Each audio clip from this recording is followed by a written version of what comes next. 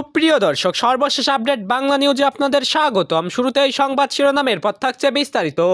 শুরুতেই জানিয়ে দেব, আওয়ামী লীগবিহীন নির্বাচন কঠিন সংঘাতের দিকে ঠেলে দিচ্ছে বাংলাদেশকে। চাঞ্চল্যকর তথ্য দিয়ে যা জানালো প্রধানমন্ত্রী শেখ হাসিনা। বিস্তারিত থাকছে প্রতিবেদনে। আরও জানিয়ে দেব, নির্বাচনের নামে প্রহসনের মহড়া চলছে। বিস্তারিত থাকছে প্রতিবেদনে। আরও জানিয়ে দেব, কেন বাংলাদেশে 2026 সালের ফেব্রুয়ারির নির্বাচন গ্রহণযোগ্যতা হারাচ্ছে বিশ্বমঞ্চে। বিস্তারিত থাকছে প্রতিবেদনে। আরও জানিয়ে দেব, লুণ্ঠিত অস্ত্র উদ্ধার না হওয়া পর্যন্ত নির্বাচন স্থগিত চেয়ে হাইকোর্টের রিট। বিস্তারিত থাকছে প্রতিবেদনে। আরও জানিয়ে দেব, জাতিসংঘের প্রতিবেদনে স্বীকৃত সত্য হলো দক্ষিণ এশিয়ার মূল্যস্ফীতির শিরোমণি বাংলাদেশ। বিস্তারিত থাকছে প্রতিবেদনে। সুপ্রিয় দর্শক, এতক্ষণ শুনছিলেন সংবাদ শিরোনাম, এখন শুনবেন বিস্তারিত। তার আগে ভিডিওটি ভালো লাগলে এবং সর্বশেষ আপডেট নিউজ পেতে চ্যানেলটি সাবস্ক্রাইব করুন। ধন্যবাদ। বর্তমানে বাংলাদেশের রাজনৈতিক প্রেক্ষাপট অত্যন্ত সংবেদনশীল। সদ্য ক্ষমতাচ্যুত আওয়ামী লীগ সহ মুক্তিযুদ্ধের পক্ষের বড় দলগুলোকে পরিকল্পিতভাবে ইউনূস সরকার নির্বাচনে অংশ নিতে দিচ্ছে না। সরকারের পক্ষ থেকে গ্রহণযোগ্য ও সুষ্ঠু নির্বাচন আয়োজনের কোনো প্রচেষ্টা নেই। ফলে বাংলাদেশের গণতান্ত্রিক প্রক্রিয়া গভীরভাবে প্রশ্নবিদ্ধ হয়েছে। নির্বাচনের আয়োজন হলেও সেনাবাহিনীর প্রশ্রয় নিয়ে একটি পরিচালিত হওয়ায় রাজনৈতিক পরিবেশ নতুন ধরনের চাপ ও অরাজকতার সম্ভাবনা তৈরি হয়েছে। বিএনপি, জামাত এবং এনসিপির অংশগ্রহণ করলেও বৃহৎ অংশের দলগুলোর অনুপস্থিতিতে ভোট প্রক্রিয়ার স্বাভাবিকতা এবং গ্রহণযোগ্যতাকে হুমকির মুখে ফেলে। ভোটারদের মধ্যে বিভ্রান্তি এবং অনিশ্চয়তা এই পরিস্থিতিকে আরও জটিল করেছে। রাজনৈতিক বিশ্লেষকরা বলছেন, বড় রাজনৈতিক দলগুলোকে বাদ দিয়ে ভোট নেওয়া গণতান্ত্রিক প্রক্রিয়ার স্বাভাবিক ধারাকে বাধাগ্রস্ত করছে। কোটি কোটি মানুষ আওয়ামী লীগের অনুপস্থিতিতে নির্বাচনের স্বীকৃতি দিতে পারছে না। এর ফলে ভোটের গ্রহণযোগ্যতা এবং ফলাফলের প্রতি জনগণের আস্থা প্রশ্নবিদ্ধ হচ্ছে। এই অনিশ্চয়তা রাজনৈতিক উত্তেজনাকে আরও তীব্র করছে এবং সংঘাতের সম্ভাবনাকে বাড়াচ্ছে। গ্রামীণ এবং প্রত্যন্ত অঞ্চলে আওয়ামী লীগের তৃণমূল সমর্থকরা সক্রিয় অবস্থানে আছেন। তারা প্রয়োজনে কেন্দ্রীয় এবং স্থানীয় পর্যায়ে ভোট প্রক্রিয়ার প্রভাব বিস্তার করতে সক্ষম। রাজনৈতিক বিশ্লেষকরা মনে করছেন, ইউনূস সরকারের পদক্ষেপে পরিকল্পিতভাবে প্রতিহিংসার ছায়া রয়েছে। বৃহৎ দলগুলোকে ভোট থেকে বাদ দিয়ে ইলেকশন আয়োজন দেশের রাজনৈতিক উত্তেজনা বাড়াচ্ছে এবং সামাজিক স্থিতিশীলতাকে ঝুঁকির মধ্যে ফেলছে। আওয়ামী লীগবিহীন নির্বাচন কেবল একটি রাজনৈতিক পরীক্ষা নয়, এটি একটি দেশের গণতান্ত্রিক প্রক্রিয়া স্থায়িত্বের জন্য বড় চ্যালেঞ্জ। সরকারের উদ্যোগ এবং বিএনপি, জামাত ও এনসিপির অংশগ্রহণ থাকা সত্ত্বেও মুক্তিযুদ্ধের পক্ষের দলগুলোর অনুপস্থিতিতে ভোটের গ্রহণযোগ্যতা এবং জনগণের আস্থা প্রশ্নবিদ্ধ করেছে। কোটি কোটি মানুষ ভোটকে বৈধভাবে স্বীকৃতি দিতে পারছে না। নির্বাচনের স্বাভাবিকতা এবং শান্তিপূর্ণ পরিবেশ বজায় রাখতে প্রশাসনের সতর্কতা, রাজনৈতিক দলের সমন্বয় এবং ভোটার সচেতনতা অপরিহার্য। বিশেষজ্ঞরা বলছেন, ন্যায় বিচার নির্বাচনের সময় সকল পক্ষের অংশগ্রহণ এবং ন্যায্য পরিবেশ নিশ্চিত না করা হলে সংঘাত এবং অরাজকতা এড়ানো সম্ভব হবে না। দেশের 70% মানুষ মনে করছে, আওয়ামী লীগ সহ বৃহত্তর দলগুলোকে নিয়ে পুনরায় নির্বাচন আয়োজন করা উচিত। তা না হলে নির্বাচন গুরুত্বহীন হয়ে পড়বে। নাগরিকদের ভোটাধিকার রক্ষা এবং অংশগ্রহণমূলক গণতন্ত্র নিশ্চিত করতে বড় দলগুলোকে বাইরে রেখে আয়োজনকৃত ভোট গ্রহণযোগ্য নয়। এদিকে 2008 সালের পর থেকে বাংলাদেশের রাজনীতিতে আওয়ামী লীগের জনসমর্থন ও গ্রহণযোগ্যতা যে কোনো দলের চেয়ে বেশি, এটা অস্বীকার করার উপায় নেই। কিন্তু এই সত্যকে মুছে ফেলার জন্য যে চক্রান্তের জাল বোনা হয়েছে তার শেষ ধাপ হচ্ছে আওয়ামী লীগবিহীন একটি তথাকথিত নির্বাচন। এই নির্বাচন যদি সত্যি হয় তাহলে দুটো জিনিস নিশ্চিত। প্রথমত, বিএনপি সংখ্যাগরিষ্ঠতা পাবে, কারণ প্রতিদ্বন্দ্বিতায় তাদের সামনে কেউ নেই। দ্বিতীয়ত, জুলাইয়ের রক্তাক্ত ষড়যন্ত্রে যারা জড়িত ছিল তাদের জন্য সংসদে আসন নিশ্চিত করা হবে।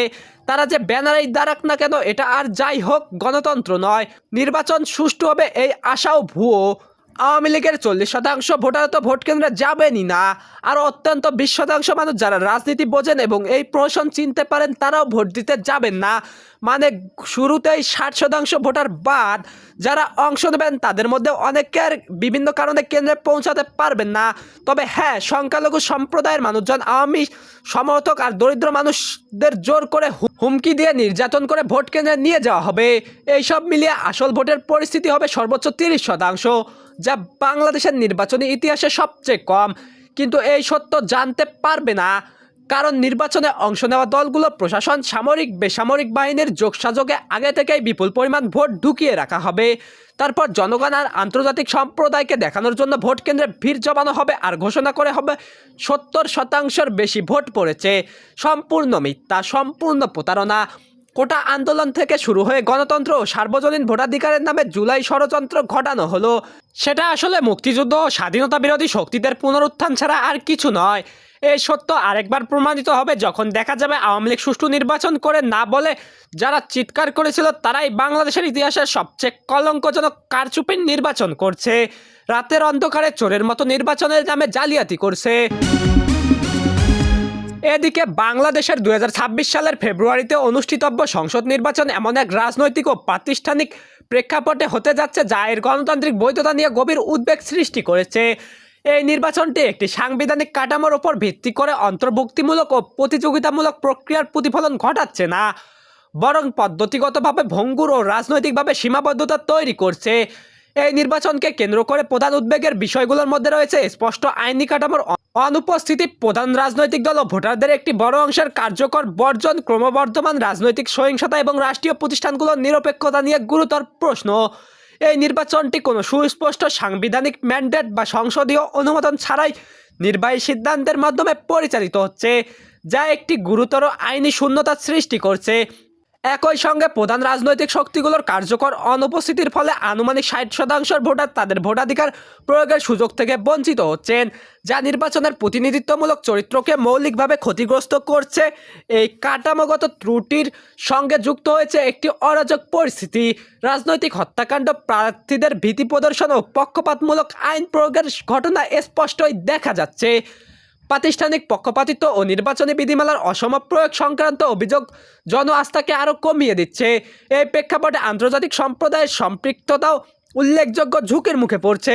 আন্তর্জাতিক পর্যবেক্ষক, নীতি নির্ধারক, কূটনৈতিক ও গণমাধ্যমের জন্য 2026 সালের ফেব্রুয়ারির নির্বাচন কেবল একটি জাতীয় রাজনৈতিক ঘটনা নয়, এর মাধ্যমে একটি গুরুতরভাবে ত্রুটিপূর্ণ নির্বাচন মহড়াকে আন্তর্জাতিক স্বীকৃতি দেওয়ার সম্ভাব্য পরিস্থিতি তৈরি হয়েছে, যা গভীর উদ্বেগের জন্ম দিচ্ছে।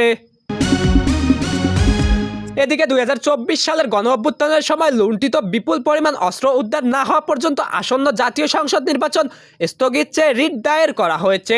বুধবার আইনজীবী মোহাম্মদ মাহমুদুল হাসান জনস্বার্থে এই রিট পিটিশন দায়ের করেন। রিটে মন্ত্রিপরিষদ সচিব, স্বরাষ্ট্র সচিব, আইন বিচার সংসদ বিষয়ক মন্ত্রণালয় সচিব, নির্বাচন কমিশন সচিব, পুলিশ মহাপরিদর্শক এবং র্যাব পরিচালককে বিবাদী করা হয়েছে। রিট পিটিশনে উল্লেখ করা হয়েছে যে বিভিন্ন গণমাধ্যমের তথ্য অনুযায়ী 2024 সালের অভ্যুত্থানের সময় দেশের বিভিন্ন থানা ও আইন শৃঙ্খলা রক্ষাকারী বাহিনীর কার্যালয় থেকে 5,750টি আগ্নেয়াস্ত্র, 6,51,609 রাউন্ড গোলাবারুদ লুট করা হয়েছে। অত্যন্ত উদ্বেগের বিষয় হলো সরকার এসব অস্ত্র উদ্ধারে পুরস্কার ঘোষণা করা সত্ত্বেও এর একটি উল্লেখযোগ্য অংশ এখনও উদ্ধার করা সম্ভব হয়নি। রিটে আরও বলা হয়, এই বিপুল পরিমাণ অবৈধ অস্ত্র সন্ত্রাসীদের হাতে থাকায় আসন্ন সংসদ নির্বাচনে ভোটার ও প্রার্থীদের জীবন চরম হুমকির মুখে পড়ছে। এরই মধ্যে ঢাকা 8 আসনের সংসদ সদস্য পদপ্রার্থী শরীফ ওসমান হাদির সন্ত্রাসীদের গুলিতে নিহত হওয়ার ঘটনা প্রমাণ করে যে অবৈধ অস্ত্র উদ্ধার না হলে এই নির্বাচন রক্তক্ষয়ী হবে। এছাড়া নির্বাচন কমিশনার অবসরপ্রাপ্ত ব্রিগেডিয়ার আবুল ফজল মোহাম্মদ সানাউল্লাহ বক্তব্য প্রদান করেছেন যে নির্বাচনের আগে অবৈধ অস্ত্র উদ্ধার করা অত্যন্ত জরুরি। আইনজীবী মোহাম্মদ মাহমুদুল হাসান রিটে উল্লেখ করেন, সরকার কিছু সংসদ সদস্য পদপ্রার্থীর জন্য গানম্যানের ব্যবস্থা করলেও দেশের আপামর ভোটারদের নিরাপত্তার জন্য কোনো কার্যকর ব্যবস্থা গ্রহণ করেনি। এ অবস্থায় লুণ্ঠিত অস্ত্র উদ্ধার না করে নির্বাচনের আয়োজন করা হলে তা বাংলাদেশের সংবিধানের 32 অনুচ্ছেদ অনুযায়ী ভোটার ও প্রার্থীদের মৌলিক অধিকার অর্থাৎ জীবনের অধিকারের চরম লঙ্ঘন হবে। এ অবস্থায় রিট পিটিশনে লুণ্ঠিত সব আগ্নেয়াস্ত্র, গোলাবারুদ উদ্ধার না হওয়া পর্যন্ত এবং নির্বাচন নিরাপদ পরিবেশ নিশ্চিত না হওয়া পর্যন্ত আসন্ন জাতীয় নির্বাচন স্থগিত রাখার নির্দেশনা চাওয়া হয়েছে।